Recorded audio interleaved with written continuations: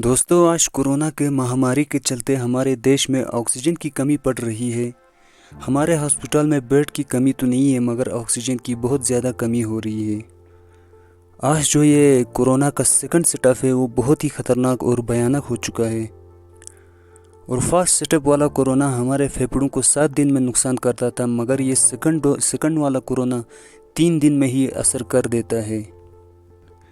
इसीलिए लोगों को बहुत ज़्यादा मुश्किल और दिक्कतों का सामना करना पड़ रहा है ऑक्सीजन की कमी होने के कारण। हमारे देश में ऑक्सीजन की कोई कमी तो नहीं है, प्रॉब्लम ये है कि इस ऑक्सीजन की ट्रांसपोर्ट को सही चेन नहीं मिली है अभी तक।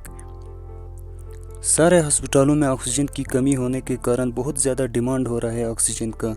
हमारे हॉस्पिटल की ऑक्सीजन की डिमांड 7,000 मीट्रिक टन है, और हमारे देश का जो ऑक्सीजन बनाने की क्षमता है वो है 7,800 मीट्रिक टन है।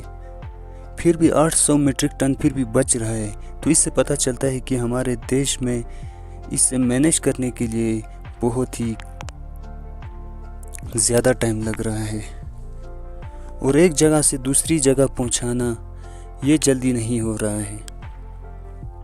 अब ऑक्सीजन को फैक्ट्री से बनाने के बाद इसे -185 डिग्री तक ठंडा रखना पड़ता है। तो इसे रखने के लिए भी एक अलग सी टैंक का ही इस्तेमाल होता है। इस टैंक को हम क्रायोजेनिक टैंक के नाम से जानते हैं। तो ये टैंक हमारे देश में अलग अलग शहर में मौजूद हैं, तो इसे लेने आसान नहीं है। तो इसे एक जगह से दूसरी जगह पहुंचाने के लिए हमारी एयरफोर्स, नेवी, यहाँ तक कि रेलवे भी इससे मदद के लिए जुड़ी हुई है, ताकि इसे सारे अस्पतालों में जल्दी से जल्दी पहुंचाया जाए। अब बात करते हैं पेशेंट को ऑक्सीजन की ज़रूरत क्यों पड़ती है। जब हम हवा में सांस लेते हैं तो हवा में 100% ऑक्सीजन नहीं होता है, 71% नाइट्रोजन होता है, जो हमारे सांस को काम नहीं आता है और ये बेकार होता है। और जो 21% ऑक्सीजन होता है वही काम में आता है।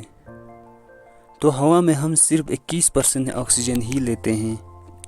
एक नॉर्मल फेफड़े के लिए 21% ऑक्सीजन बहुत है काम चलाने के लिए। लेकिन जब हम बीमार होते हैं, हमारे फेफड़े कमज़ोर हो जाते हैं, तो ये 21% ऑक्सीजन काफ़ी नहीं होता। इसलिए ऑक्सीजन सिलेंडर का इस्तेमाल होता है, ताकि फेफड़े को ज़्यादा से ज़्यादा ऑक्सीजन मिले।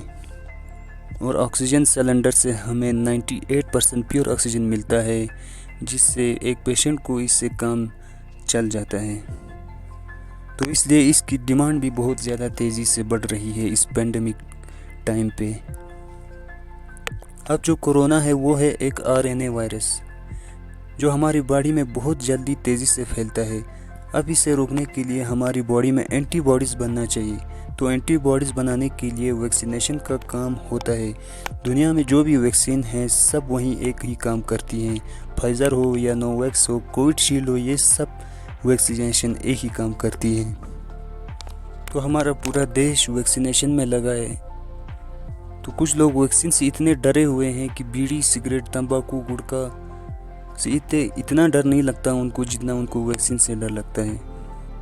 तो सारे लोगों से मेरी विनती है कि वो जाके वैक्सीनेशन करवाएं, वैक्सीन लगाएं, ताकि ज़्यादा से ज़्यादा ज़िंदगी को हम बचा सकें।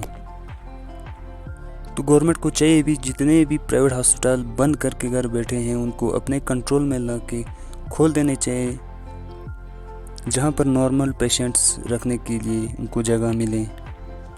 और जो स्कूल्स बंद है उनको खोल के वैक्सीनेशन का काम जल्दी से जल्दी तेज़ कर लें।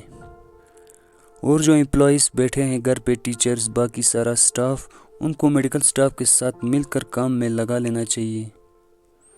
आज मेडिकल पूरा स्टाफ यही संभाल रही है। तो इन सब को इस्तेमाल में ला के हम बहुत जल्द वैक्सीनेशन का काम कंप्लीट कर सकेंगे। तो आप भी इसमें अपना योगदान दें, जितना हो सके अपनी मदद करें, लोगों तक ऑक्सीजन पहुंचाइए, जो भी फैसिलिटी से उनको निकाल के दें। इस टाइम पे ज़्यादा से ज़्यादा सावधानी बरतें। तो वीडियो को शेयर करें, वीडियो को लाइक करें, चैनल को सब्सक्राइब करें। मिलते हैं और एक नई वीडियो के साथ, तब तक के लिए जय हिंद।